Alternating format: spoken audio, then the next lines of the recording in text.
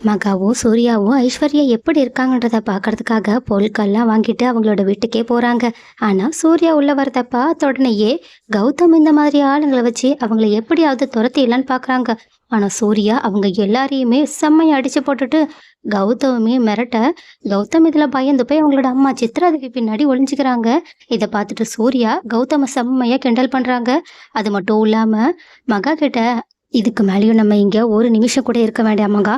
ஒருவேளை உனக்கு ஐஸ்வர்யாவை பார்க்கணும்னா நம்ம அவளை வீடியோ காலையே பார்த்துக்கலான்னு கூப்பிட, மகாவும் தயங்க போய் நின்றுக்கிட்டு இருக்காங்க. ஆனா சூர்யா, நான் சொல்ற பேச்சை கேட்பியா மாட்டியா? உடனே மகா வேற மறு பேச்சே பேசாம சரி வாங்கன்னு கிளம்பலான்னு போக, ஆனா அப்ப கரெக்டா அங்க வந்த ஐஸ்வர்யாவும் ஒரு நிமிஷம்னு சொல்லிட்டு நின்றுட்டு கௌதம் கிட்ட இந்த மாதிரி, வாழ்க்கையில தடவை உன் பொண்டாட்டி உன் புள்ளன்னு சொல்லிட்டு எங்களை சொல்லியிருக்க, சரி பரவாயில்ல அப்படின்னு மகாவை பார்த்து கட்டி பிடிச்சி அவங்களோட அக்கா தங்கச்சி பாசத்தை பரிமாறிக்கிறாங்க. இதை பார்த்துட்டு கௌதமும் அவங்க அம்மாக்கும் சுத்தமாக பிடிக்காததுனால முகத்தை சுழிச்சுக்கிட்டு நின்றுக்கிட்டு இருக்காங்க. ஸோ இதுக்கப்புறமா அடுத்து என்ன நடக்க போகுது?